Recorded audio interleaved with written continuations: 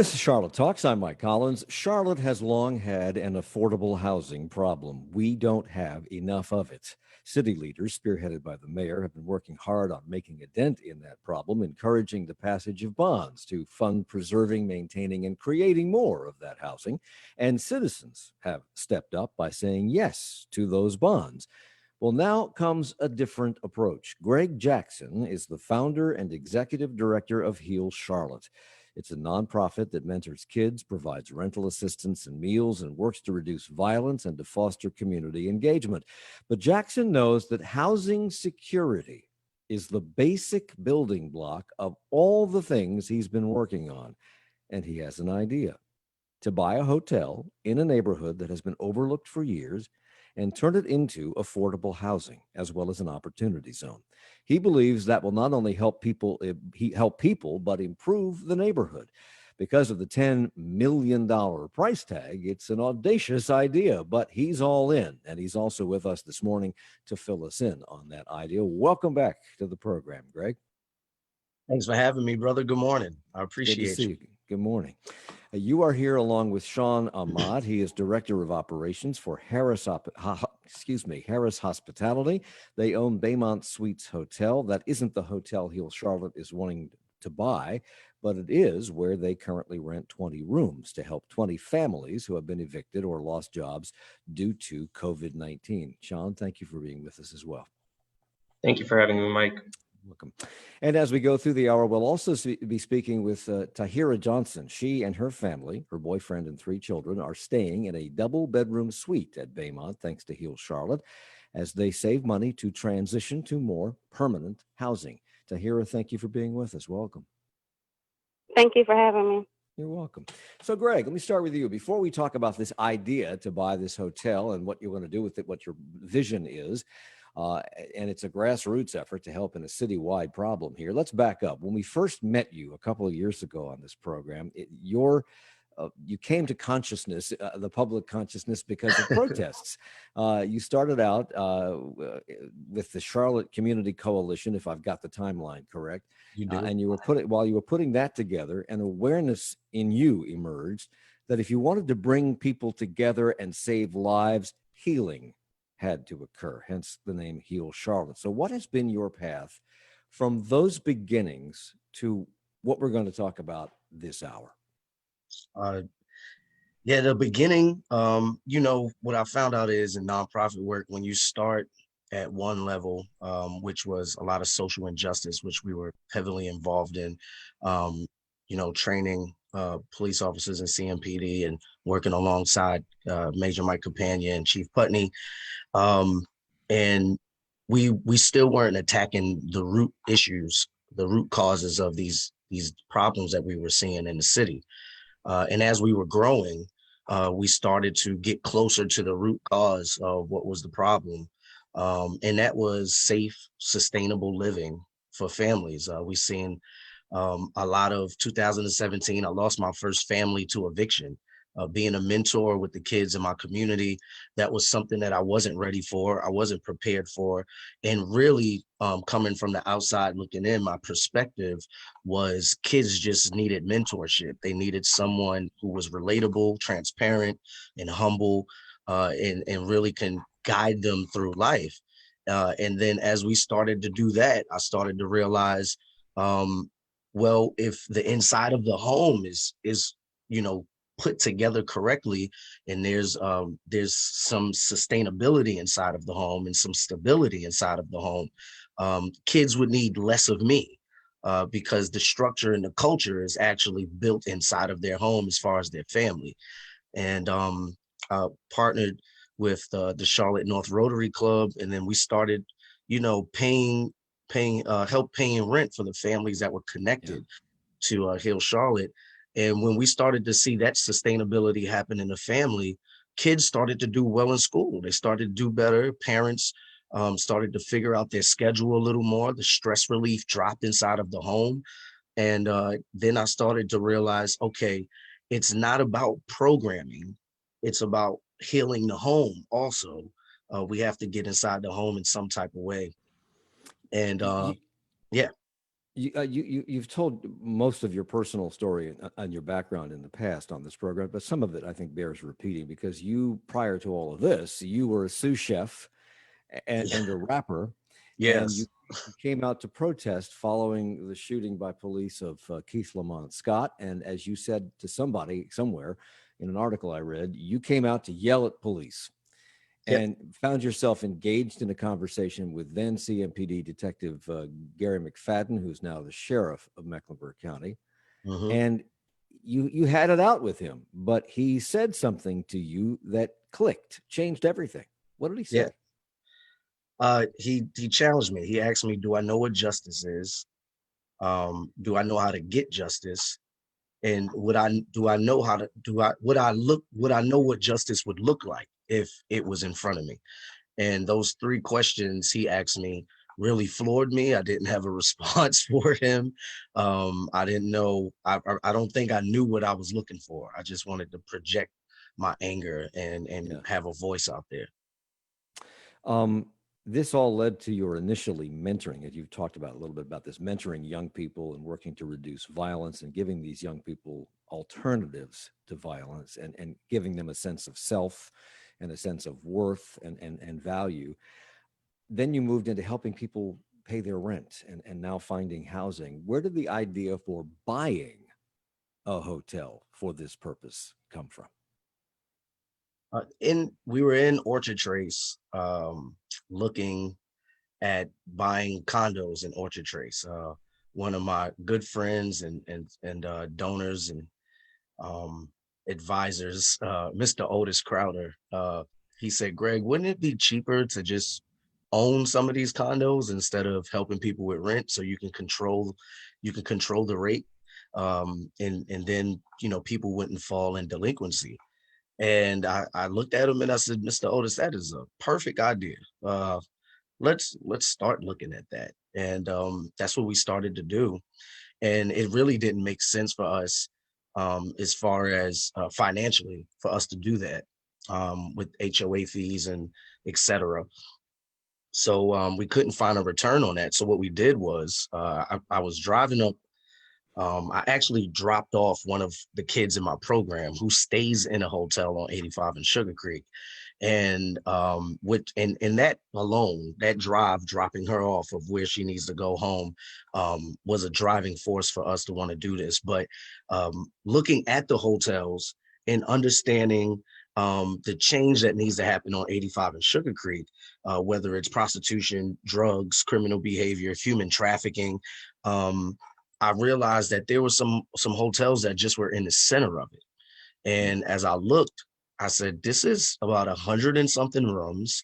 What if somebody bought it and renovated it and made it look nice and made it an attractive area for people to want to get off the highway? There's so much business that we're missing over here. What if the business acumen changed and it was more of a community approach? And what if somebody bought it?" And that what if somebody bought it turned into, well, why can't we buy it? We've done a lot of shows on affordable housing and upward mobility and the lack of it in Charlotte, how difficult it is for a lot of people to get a leg up and even just get a foothold, a toehold in the modern economy. And it all seems what has emerged, at least for me, as we've talked about these things over the years, is that everything is tightly interconnected. But at the fundamental foundation of it all is housing stability. You cannot function in the world unless you know where you're going to put your head on the pillow every night, it seems to Yeah, me. And that is not just an individual challenge, it's a challenge for the community, because if there's housing instability, correct me, you're the expert here, but if there's housing instability and we got all these people roaming around not knowing if they can keep their apartment or they can stay there tonight, or maybe they're going to get kicked out next week because they lost their job, whatever, then that's a problem for society at large. it is. It became a proper, like, how can I, and this is why I love programming, Mike. I love doing youth development. I love doing training. I love doing programming. But at some point, there has to be an evolution of grassroots work. And how long am I supposed to drop off kids at a hotel?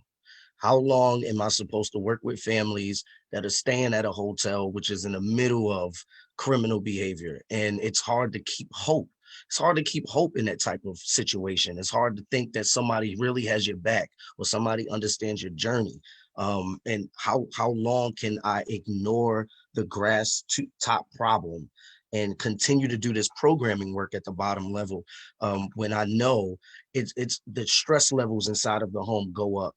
The studying from a kid, it's hard to be studious in that type of environment, when you're not even, Yeah. you know, there's not a big refrigerator to have food so you can wake up and have a healthy meal, or, you know, it's so many problems and issues that surround our housing problem. And it's really not a problem, it's a crisis.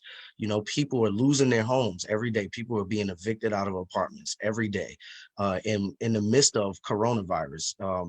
You know, and people are losing their jobs. It's hard for me to sit down and watch it happen and do nothing about it and continue to program kids like Right. everything is going to be okay if you just change your mindset. So there are all these different programs, some operated by nonprofits, some operated by the city, and all these efforts being directed at solving our affordable housing problem. And you've been making baby steps at this because you're practically a one-man band. I mean, let's face it, with Heal Charlotte, although you are growing. And right now, you've put 20 people in rooms, suites or rooms at the Baymont Suites Hotel on 85 near Sugar Creek and Reagan Drive. Two questions about that. How do you choose the people that you help with those 20 rooms? And how does the 20 people or families that you're helping compare to the need? So the families that we are helping, they have been either laid off, lost their job, or have been evicted, or are in some type of homelessness due to COVID-19. Mhm. So all of our families are working, so they are able to save money, excuse me, as we're paying their rent, and which will put them in a better financial position so they can actually transition into permanent housing. We also have a screening process. Shout out to my director of operations, Tashara. Shout out to our case manager, Travis Burrell. And they actually screen everyone. They go through this questionnaire, the survey, to understand what's going on inside of the household. And then, you know, shout out to Sean. We put together an agreement between us and the Baymont and the guest, where there are some rules and regulations to abide by, and that all came together, and now we have a fully active program with 20 families that check in with our case manager every week, and we do this journey of life and move into transition with them. So Sean has been sitting here. The Sean you referred to is Sean Ahmad, Director of Operations for Harris Hospitality. They own a number of hotels in the area, but they own the Baymont Suites that we're talking about here on 85 Sugar Creek and Reagan Drive. I'm going to ask very quickly for an answer because I got to go to a break, Sean, but how did he talk you into this? I honestly I don't know, but the story that came behind it, we're a very new hotel, so we didn't want to, offer very low rates. We wanted to attract a different type of clientele to the Sugar Creek 85 area. But when Greg and I sat down, I still remember it was April 17th, and it was about 8 p.m. at night, and there was about two families that really needed help, and he laid out the whole story that he just told you guys about how they're going to be processed in, how they're going to be, taken care of, and how they're working Let me stop you families. because I got to take a break. We'll come back and pick up where you left off in just a moment. Sounds good. Support for Charlotte Talks comes from WFAE members and Mazda of South Charlotte, committed to Mazda's focus to ensure every element of a car is designed around the driver. More at mazdaofsouthcharlotte.com. And the Beckler Museum of Modern Art, presenting a virtual live stream concert, Jazz at the Beckler Blue Train, on Friday, September 11th at 7 p.m. Registration and information at beckler.org. Tomorrow's Friday. That means the local news roundup. CMS says it's close to a plan for returning to in-person classes. We'll look at the metrics they're using for that. The mayor, city manager, and police chief talk about making a change for the better in the Beatties Ford Road corridor. We'll talk about that. Ethics complaints have now been filed on all members of city council, and we get an update on our coronavirus numbers as the state death toll approaches 3,000. Our roundtable of reporters has details on those stories and more tomorrow at 9. Joshua Powell was #2 at the National Rifle Association, but this lifelong gun advocate is now turning against the hugely influential organization. Gun owners across America should be horrified by what I saw inside of the NRA. Joshua Powell on his time inside the NRA, next time on 1A. This morning from 10 to noon, right after Charlotte Talks with Mike Collins on 90.7 WFAE, Charlotte's NPR news source. It's Charlotte Talks on listener-funded 90.7 WFAE and 90.3 WFHE. I'm Mike Collins. We're talking about efforts on the part of an organization called Heal Charlotte to help people by buying a hotel for people who are in dire straits, quite frankly, and need help getting out of the hole that they're in and starting a life of prosperity.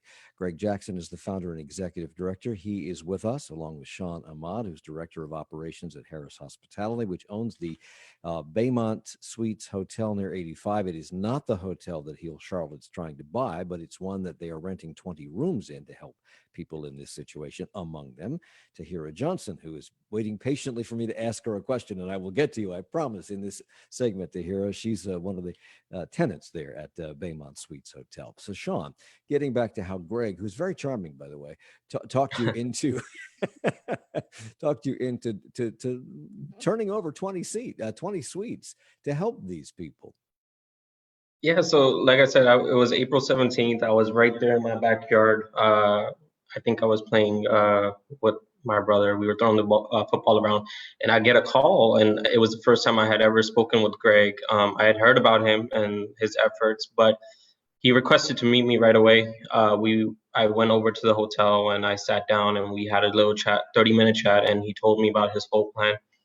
And I just fell in love with it because of where I come from. I come from Baltimore, so I've seen a lot of poverty. I've seen a lot of community left alone and nobody there to help. So I saw it as my opportunity to give back at the same time. So that's kind of what got us to go ahead and say yes. And we gave the rooms at our cost. So what it cost us to run the hotel, run a room, that's what we gave it at to Greg.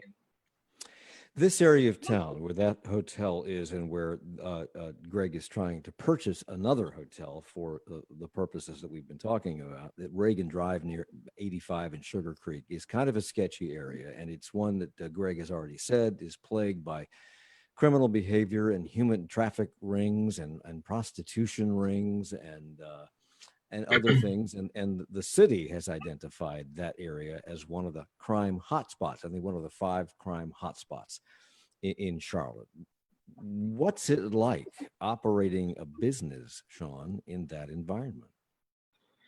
Honestly, it's not bad. Everybody is like a community. There is the nuisance of, the crime, but on a day-to-day basis, it doesn't bother us. I barely see it where I'm at, and I drive through the various parts of the interchange, and they're just regular human beings. I feel like at the end of the day, they're just missing some level of education on how to obtain the necessary needs to survive in life, and that was that's a huge thing that Greg is advocating, and he's actually making the effort towards by providing these educational sessions for these families that he's helping out. Do you think you see it that way, that part of town that way, because you're not from here, you're from Baltimore, and you're seeing it with fresh eyes, or because you're from an urban area, and this has up until recently been a primarily suburban area, that you have a more of an intuitive understanding of how areas like this are operating and can be helped going forward? Because you have said this area has gotten a bad name because of a lack of support from local government, that they shove it to the side, but it has a lot of potential. So what do you think? Why do you see it differently? Correct. I think that the area has a lot of potential, and the city leaving it to the side and not giving it any attention. If you look at just the infrastructure that's around there, it's kind of falling apart. Just the bridge going across from one side of Sugar Creek to the other, that's the overpass on 85. If you ever drive past it, take a look at it, and you'll see the it chipping away. And yes, the city they'll go in and they'll beautify the area a little bit, but they won't actually go to the root cause of it, of what's actually going on in the area, and actually helping out the people that are um, associated with that area as far as the residents, because it's heavy commercial surrounded by heavy residential. So the residential, obviously, they're going to go to the commercial spots, but then again, you're going to have your travelers coming down 85 who are going to be stopping by there as well. So there has to be some kind of balance in between. It can't just be all fast food places. It can't just all be hotels. The city has to come in and provide some kind of incentive for other businesses to come in. They have to come in, provide some kind of incentive for a larger grocery store to come in to provide healthier meal options for these residents that are in close proximity of this exit. Yeah. But at the moment, as you say, the area is what it is. And I want to bring Tahira into Yes. this conversation. Tahira, thank you for being willing to come on the program today and share your story with us. We're going to hear some of the details of that story a little bit later on in the program. But right now, you're living in that hotel in that area that we are discussing, and you're living with 3 children in that area. And if it is as crime infested as we are led to believe by news reports and city officials, and that the area is filled with prostitution rings and human trafficking, do you feel that your children are safe in that area? Because you work 50 hours a week and more. That's correct. To be honest, where we are now, I do feel like it's a lot safer for my kids than when we were staying across the street. I wouldn't let my kids out of the room, out of my sight, which made it very hard for my kids because they wanted to get out. They wanted to go play. But like Sean said over here, it's like a community, like we know everyone and the staff is great. The families that, Hill Charlotte has selected, they're great. And my kids actually have friends over here. So it's a lot better. We try to stay off the main street of Sugar Creek. So that's a plus. And Sean, I want to paint a clearer picture of what your involvement is in this. Yeah, you said yes to Greg, and you've let these 20 families come in, and Heal Charlotte is paying the freight on those rooms, but you're not just wiping your hands of it. I'm told that you check in with these families on a regular. I mean, you're not the manager of the hotel. You are a director of operations for a company that owns hotels, but you go in and you check in on these people. And in fact, you helped a family, I'm told, from New York to buy a car so that they would have transportation. This seems to me to be above and beyond of what your job description would allow. So why? Well, the thing is, like I said, at the end of the day, it's giving back to the community where we come from. And, my community is the entire US. Wherever I go, I'm going to make sure whoever needs help, that I'll be helping them. But it's important to connect with these people. There has to be somebody, and it's our staff, it's my team that's on communicating with them on a day-to-day basis. I might not see them every day because I'm busy with other properties, but whenever I'm there at the property, I make sure that I'm talking to them and making sure that they're, good in what they need. Even we've actually hired a couple of them to work with us. Yeah. It just comes with it. They're good people. They just need a little bit of push and toward the right direction. That's all. Greg, your plan here to buy this hotel, should it come to fruition, you need to raise $10 million, and you've made a dent in that already. But your plan is not just to buy a hotel and put people who need a leg up in that hotel until they can afford to move out. It's a whole revitalization. It's the beginning of a revitalization project that you see for this area. How will buying this hotel, if you fully realize your vision, help do that? So it changes the business acumen of 85 and Sugar Creek. It brings a community perspective and mindset to how this revitalization happens. And it's the community having a stake in the type of change that we want to see. And everybody, excuse me, wants to live in a safer environment. Mm-hmm. Everybody wants to be able to go outside, go up the street, go shopping, come back home, love on their neighbors. That is in everybody's mindset. And what we wanted to create especially for Hill Charlotte, was a place where everyone can feel invited. Everyone can also do the type of things that they need to do in their lives to be productive citizens. And that is having a place of employment, having a place to do think tanks, having a place to actually work on your business, having a place where your children can play very safely. And it's a community. It's that old phrase, it takes a village to raise a village, and creating that village that needs to happen in 85 and Sugar Creek, but also pushing this idea of different type of business and attracting a different target audience on 85 and Sugar Creek, which would entice other businesses to do the same. You want to create an opportunity zone. That's what they've been called in this city and other places. I think that's one of the thrusts of a program by the Trump administration. Is that the same kind of opportunity zone that they are talking about, that you are talking about as well? I wouldn't say it's the same type of opportunity zone, because this opportunity zone that we're creating is not just for ROI, which is return on interest, but it's for impact. It's for impact on your return, man. This is an evolution of what we're doing. It gives us an opportunity as a grassroots organization to own where we are. So we're not confided to the rules and regulations of what's happening right now. So I would say it's a different thing. And I've seen a couple of renderings of what you're hoping to do with this hotel, and it looks Yes. remarkable. Tell me Thank how you. many people how many families, how many people you can accommodate if you're successful. 126 rooms, Good Lord. 126 families. Yes, sir. We will stay at the 600 rate. We're trying to be under $600 a month, 18 to 24 months of transitional living to move into permanent housing, a cafe, which is a little bit of taking the model of the Communities Matters Cafe at Charlotte Rescue Mission, where we will actually hire families that are staying on the campus.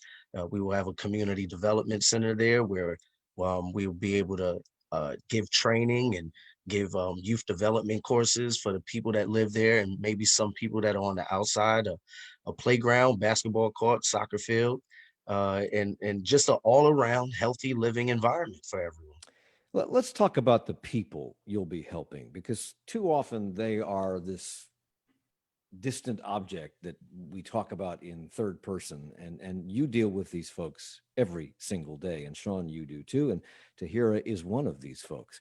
They're not a monolithic group of people. They're all different kinds of people who find themselves in this situation for very, very different reasons. But one of those reasons, Greg, is that some people just can't rent because they have a police record, they have a conviction record. Mhm. And you told our producer that of the 20 rooms at the Baymont that you are renting at the moment, 7 to 10 of those people are in that situation. That's 35 to 50% of the people that you're helping. Do you think that's duplicated among those who need this kind of housing all over town, that 35 to 50% of them can't get housing because they have a record? They have a record, or they have eviction history on Okay. it. So it's either one of the two. And it is something that will get in the way of families looking for permanent housing. But when you're working with people that are like-minded, like-spirited, and like-hearted, we find ways that they can be helped. Working with Isaac Sturgill from Legal Aid, there's ways to get eviction off, there's ways to get your criminal record expunged. There's ways to make that thing happen. But us as a nonprofit, we have to search out for other organizations that do that, trust them to do what they do, and partner with them. So we create this ecosystem where now these expungements happen, and now people have the opportunity to have a fresh restart. And then there are people who are just always an inch away from disaster because they don't make enough money. Even though they're Yep. working, they just don't make enough money to live in today's economy. That then is compounded by what's happening right now. I would imagine you're the expert here on what's happening with COVID-19. There is soaring unemployment. And although we have had a moratorium on evictions, do you see, when it has to end sometime, do you see, and all that money is due when the moratorium is lifted, do you see a tsunami of evictions coming down the pipe?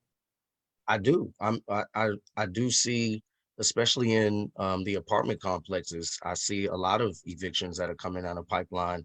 I have a lot of people in Orchard Trace where I'm a conduit, where I live at. A lot of families here immediately were going to eviction court. And that is as soon as the date lifted, they were going. And now they have some more time that is being bought. But evictions are soaring. People cannot afford to live here, but they can work here. And some things need to change. And that's why we've partnered with organizations that do career development, workforce development, and then also organizations like Commonwealth Charlotte that does financial literacy classes. And I think a lot of people have a lot of misconceptions about who people who are needing your help, who they are, and why they are in the situation they're in. Tahira is with us, Tahira Johnson, to share her story. And I think my hat's off to you, Tahira, for doing this, because I hope that you can help other people who may be in your situation, or help people who don't have any association with your situation, but who might be enlightened by hearing your story. You're the manager of a fast food restaurant. You work 50 plus hours a week. Your boyfriend has a job. You are not loafing and collecting food stamps. You are working and you still can't make it. And some people just can't picture that. Tell me about your situation. How it's possible. Me and my family were from Chapel Hill, North Carolina. I'm here originally, I have an eviction on my record. And that was due to the death of my brother. My brother was murdered, and I just went on a down spiral. And it took a while for me to climb out of that. I came to Charlotte on a domestic violence and was put in the women's shelter. I stayed there with my family for maybe 7-8 months. They told me that I was making too much money and that me and my family had to leave. They didn't try to help me find a place. They just told us that we had to go. There are, people who find themselves in a situation where they require help from the government or from non-governmental organizations often have to jump through hoops that are set up to protect these organizations and the interests of taxpayers and donors from being scammed. But then as a result of that, there are a lot of people who fall through the cracks, who fall through a donut hole, where, as you said, you were working, you made too much money to stay at the shelter, but you didn't make enough money to have secure housing. Do you know a lot of people like that in your life, Tahira? Yes, I do. I do. So when we come back from the break, I want to hear more about that and about your personal story and how what Greg is doing, at least for you and the people that you know around you, what the impact it is having on them and their lives. We'll take a break and do that in a moment. It's Charlotte Talks on WFAE.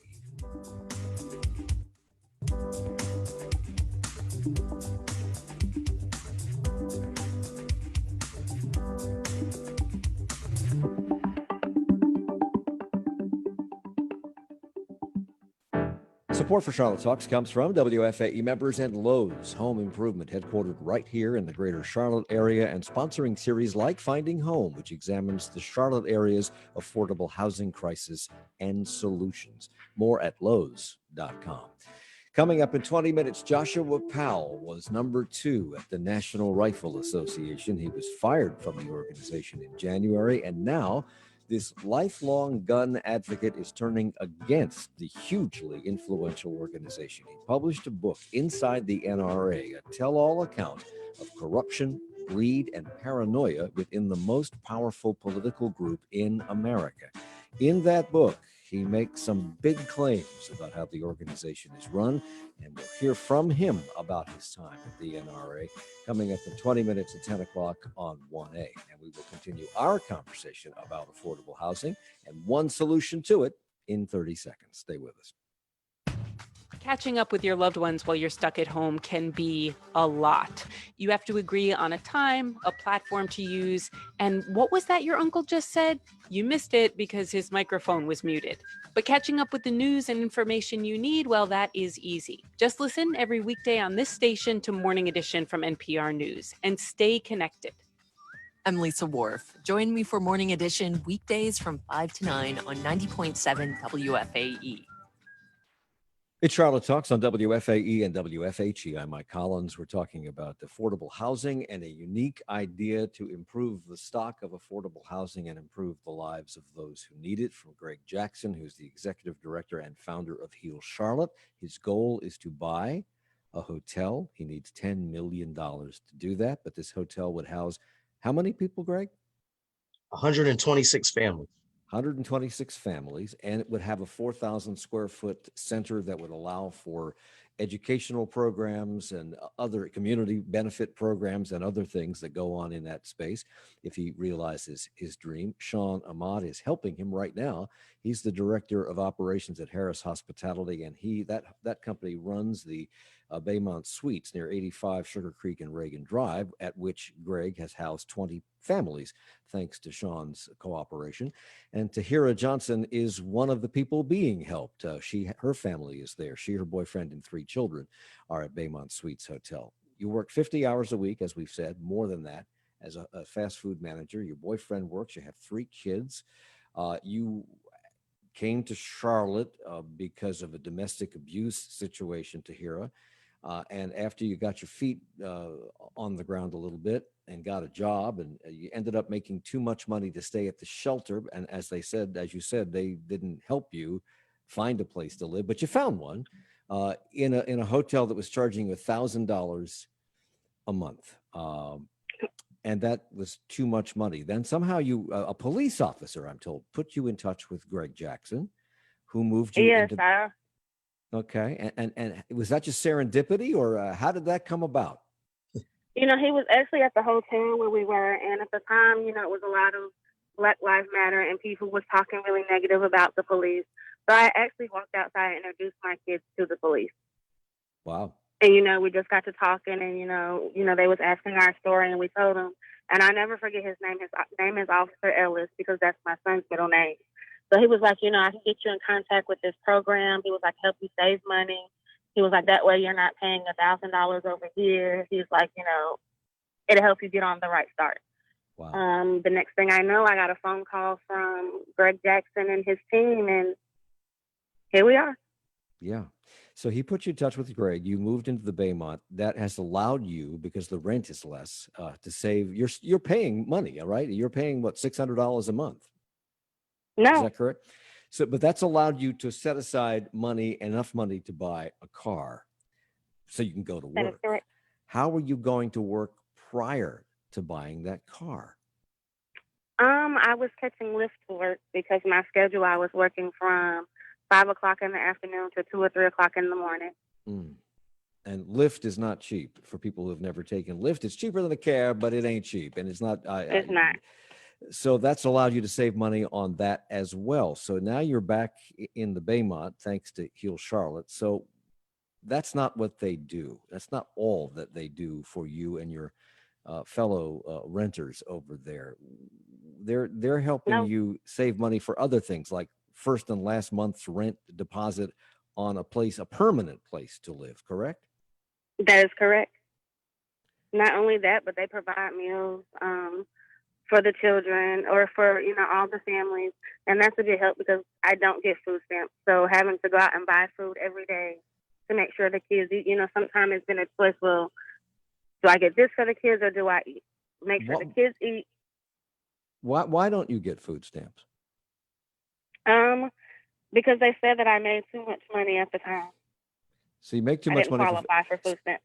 Okay, Yeah. so Greg's organization is, I think, bringing you and other people in the Baymont, I think, breakfast, lunch, and dinner 3 times a week. That is correct. Okay, and then they bought a laptop for your child, because your children are in school, and school is online, correct? Mm-hmm. That's correct. Sean, you are all on board with Greg's goal to buy this hotel for these folks, to renovate it, to turn it into affordable housing. And you've said that Greg does not give people a fish. This is an old Bible story. He teaches them how to fish, and the end result will be a community in which people give back. You say it's a domino effect. Correct. What That's what other exactly. things what other things is Greg doing for these people that perhaps he hasn't talked about, Tahira hasn't shared with us? I mean, other than I know he's providing meals. He's helping with educational sessions to better educate them on how to deal with interviews, how to actually obtain job interviews, and go through with them. He's helping them with the process if they can get food stamps and help from the government. They're helping them with that process, helping with the kids. He's got the after school program, and then the main thing, he's helping them save money so they can get back on their feet. Mm. You've started working, Tahira, I'm told, with Habitat for Humanity and their housing program. But anybody who knows anything about Habitat knows that they don't just give you a house. That is an investment in your time and your sweat equity over time. You're also going through something right now that a lot of parents are enduring, and that is children learning online, not in a classroom, but on a computer at home. Your home happens to be a hotel suite. How difficult is that? How difficult is it for your kids to find a quiet place in a cramped space so that they can study? Right now, it's very difficult. My daughter, she is in first grade, and my son is in seventh. So she gets to do a little more jumping around and moving, where my son is constantly looking over his shoulder trying to see what she's doing. Even with the headphones in, they both can hear each other. But we find a way to make it work. Yeah. I want to touch with you, Tahira, on what Sean just said about it's a domino effect. If an organization or a person comes in and helps one person and that multiplies into a community being helped, do you think that those people who have been helped when they get on their feet will be likely to pay it back by paying it forward and helping others? Do you think that's an accurate prediction? I mean, yeah, I can't speak for anyone else, but for myself, I know that's definitely a true statement. I teach my kids now to give back. I count every day as a blessing, and it's being here and everything that everyone do for us.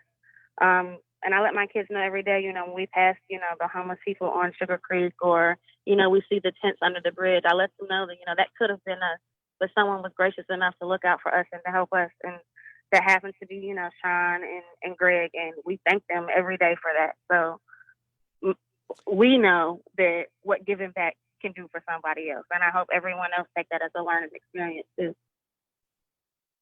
So average apartment rent in Charlotte, I think for a 2-bedroom apartment is more than $1,100 a month, Greg. And that's the average, which means most people are paying a lot more than that.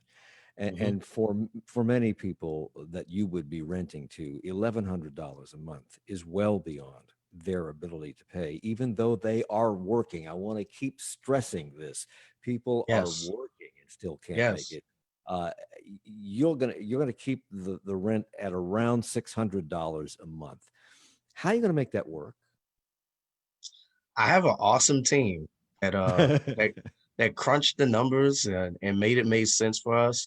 Um, and also kept, our values as an organization to make sure that people have a stepping stone and not something that can hinder them or keep them in chain to where they can't really transition out. We wanted to give them an opportunity to go ahead and, save some money. But being that we do have the cafe on the campus and other streams of income that's coming in through other type of businesses, we were able to figure out, okay, we can go to 600 and then find other ways of making money on the campus, and utilize those areas to make up for whatever we're losing on the rent side. So we made it work, man. And I do want to highlight something real quick. People always ask me why I work with CMPD and why I work with the officers in my neighborhood, but it's for stories like this. Shout out to Jason Ellis, who has been in my organization for the last 4 years, meeting kids in the North Tryon area and the North Tryon division, and Officer Doug Gallant. They are always around. They are always helping. They are always, and because of the relationship that we have, I was able to meet Tahira, and I was also able to meet Sean through that relationship with Officer Ellis. So this is why we have an ecosystem, and those computers that we were able to give the families. That is because of E2D. Shout out to Pat Miller from A2D from actually making that happen. We have created an ecosystem of organizations that really care. And a lot of this stuff is not a Greg Jackson show. It's so many people that pour into the food and the meals that are being provided. It's from Dish Restaurant.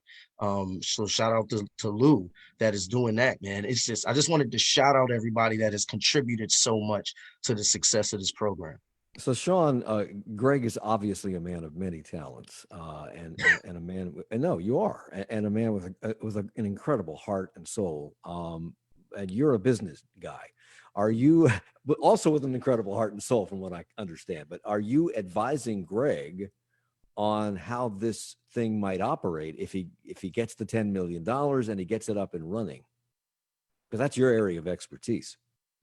Yeah, Greg and I talk almost on a daily basis, and we bounce ideas off of one another. And I provide him with any the expertise I can in, setting the regulations, setting the rules, or where to get equipment from, what to do with some space. I also double as a designer, so I kind of help him. If he showcases a property to me, I'll be like, hey, just do this with this space or do that with, the space. And we bounce ideas off each other all the time. And honestly, to me, he's been more of a help to me than I have been to him. He's been teaching me a lot more and helping me and giving back to the community at the same time. So shout out to Greg. He's giving a shout out to everybody. Shout out to Greg. So, Greg, $10 million is not pocket change. It's a lot of money. Where are you? I'm not sure when you started on this quest, but where are you in terms of being able to cobble together that kind of money for this project? Yeah, so we are we launched in August. We had a hard launch.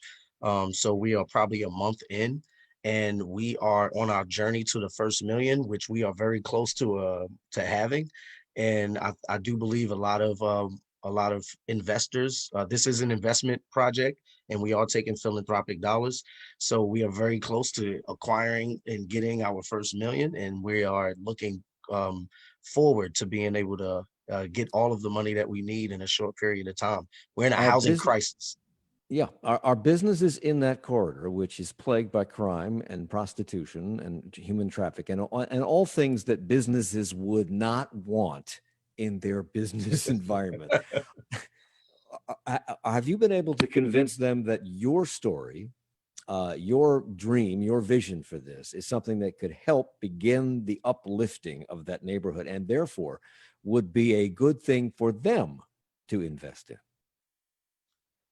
Some businesses, yes. And some other businesses, we have franchises there, and it's hard to get in touch with the owners of these franchises. So speaking of managers, but some businesses are on board, some businesses are stuck in their ways as far as the target audience that they're looking for, and they're not willing to take that hit of changing and changing their target audience because it will come with, a drop of revenue for a little while until it picks back up and we have the right target audience that we're looking for. But we have a lot of community support. A lot of people want this to happen, and I'm very inspired by that. But we're making more relationships right now, and we're pushing the needle. So some people don't have a choice. In August, you had planned, I'm not sure where this ended up, but you had planned to take this idea to City Council and to hope to tap into the City Council's Housing Trust Fund. Where does that stand? I speak with Julie Isut a lot. She's not only our mayor pro temp, but she's also a friend of mine. She's given me advice with that. I've been in conversations with Pam Weidman, and we actually have a meeting with Mayor Lyles and Pam Weidman, and I had a meeting with Liz. Shout out to Ralphine Caldwell.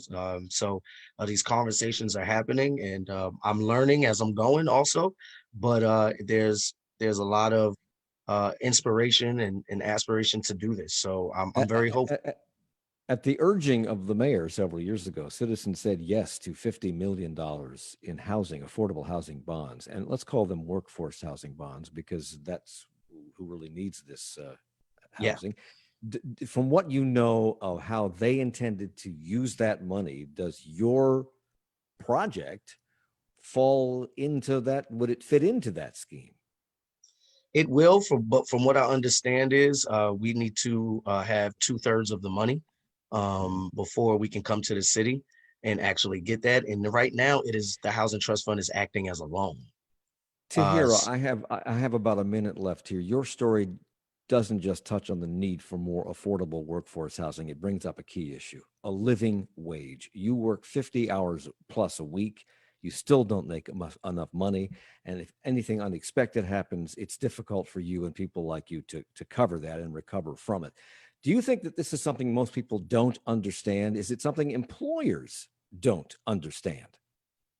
Most definitely. I What don't would think make employers really understand. you don't have to tell me who your employer is, and I would prefer that you not. Have you spoken with them about this Yeah, I and, have. and their reaction? What's their reaction? I kind of don't get one. Okay. Very, very quickly, because I'm completely out of time. How do people help? Go to www.healcharlotte.org, or you can find us on every social media platform and leave us a message. Someone from our team will get in touch with you. Shout out to our team, the whole Heal Charlotte, and Time, Talent, Treasure, and y'all reach out and let's change the community. Okay, you know the W part, healcharlotte.org. Greg Jackson, the executive director, Sean Ahmad with Harris Hospitality, and Tahira Johnson. Thank you all for the hour. Thank you, Mike. Charlotte God bless Talks you. with Mike Collins is a production of 90.7 WFAE. Support for Charlotte Talks comes from Mazda of South Charlotte and Fifth Third Bank. Our executive producer is